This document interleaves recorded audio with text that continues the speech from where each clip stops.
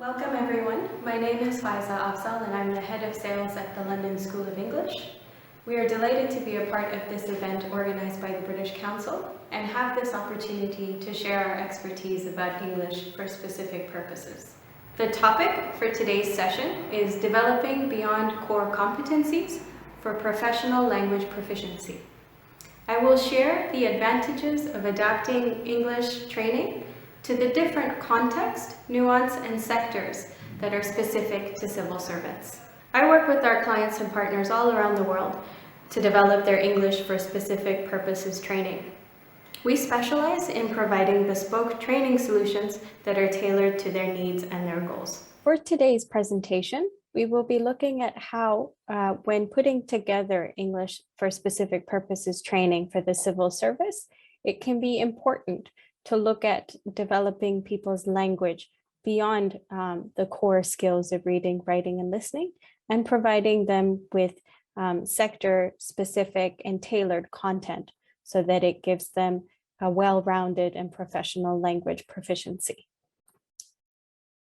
To start for this presentation, I'll tell you a little bit about us. We are the London School of English and the oldest accredited language school in the world.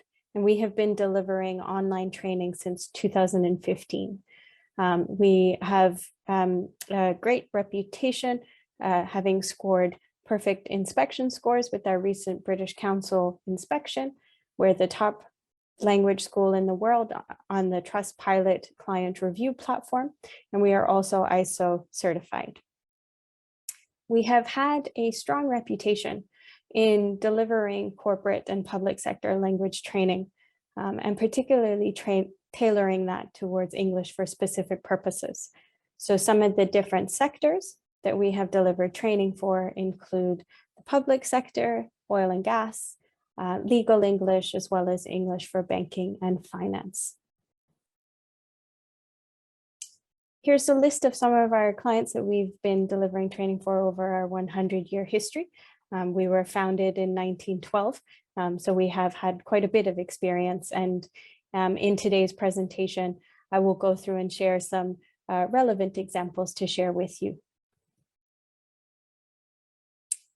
So as I mentioned, when developing and putting together English for specific purposes training, it's important to look at how the language will be applied.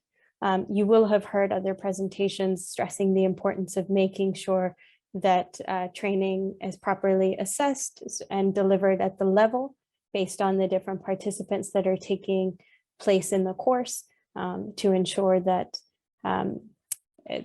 the content is also very much tailored is the emphasis of what we are sharing here today.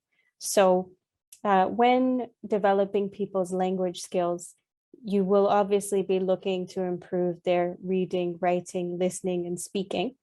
But what we found in our experience is when you're dealing with a large number of roles, such as within the civil service,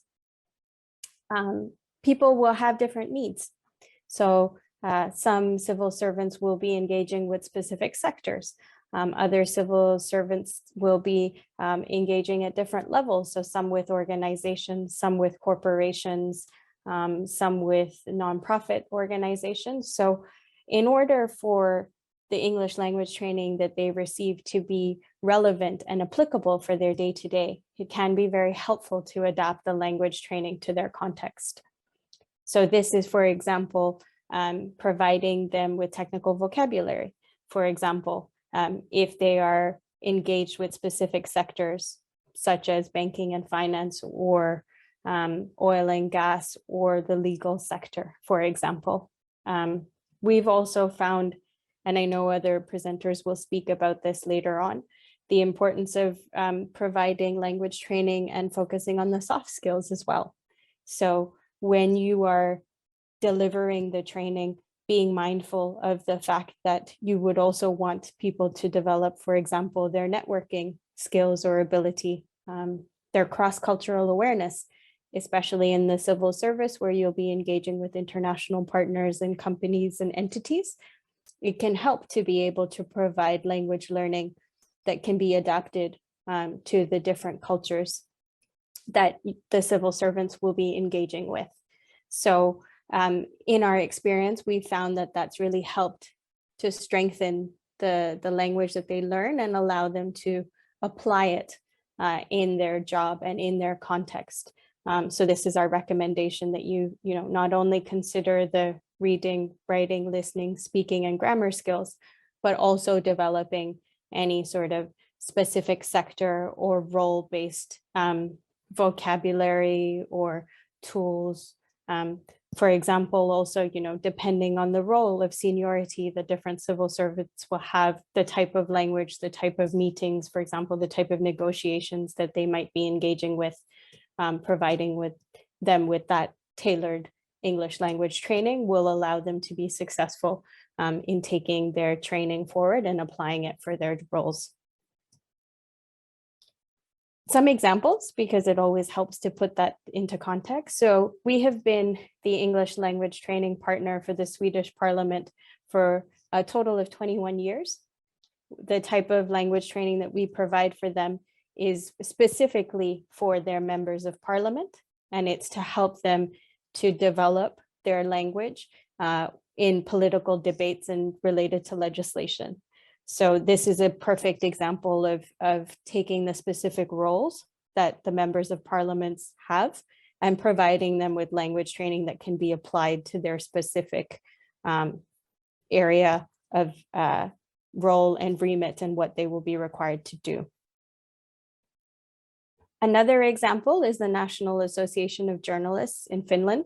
So we have been delivering an annual program for the last 5 years for their English for journalists. Now, this is a good example of being able to tailor English language training to a sector. So the journalists all have different functions or different divisions or different sections that they cover on behalf of their newspapers and publications. And so what we do when we're developing their training is through the pre-course questionnaire, which is given to all the participants before they start their course. We ask them for what language would be specific and helpful for them. And then we are able to tailor their training accordingly. So for example, some of the roles and sectors that were identified by a recent cohort were related to design and interiors. Another one was related to broadcast media. Another wanted to receive language around interviewing techniques, and then there was social media. So when we put together their face-to-face course, we facilitated a visit to a local media company. We also took them for a cultural visit to the Museum of Design that is quite close to our location here in Holland Park. And then likewise, we put together role play activities that were around sort of questioning and investigation and interview techniques. So with those little added levels of personalization and nuance, you are really able to make the English language training valuable so that it can be applied in their day-to-day jobs. Another great case study was related to some Norwegian civil servants. So these were 3 civil servants coming from different ministries, and we had prepared a special 1-week course for them in order for them to prepare for a United Nations Human Rights Committee hearing. And again, when crafting and putting together the English language training for them, we were very mindful of the different contexts that they were coming from. So they were each representing different ministries and different entities. So they would each be engaging in the hearing in different ways.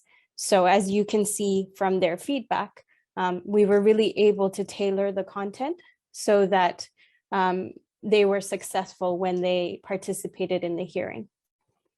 As you saw, one of the other elements that we had was to take examples of previous hearings and then be able to apply that so that the participants could use that for future ones. So that's what Thea had mentioned, that our trainer had looked at the various hours of content and developed it accordingly. So that is a great recommendation, that if there are examples or if there are certain scenarios that your civil servants will be engaging and participating in, to ensure that the English language training has those as potential examples.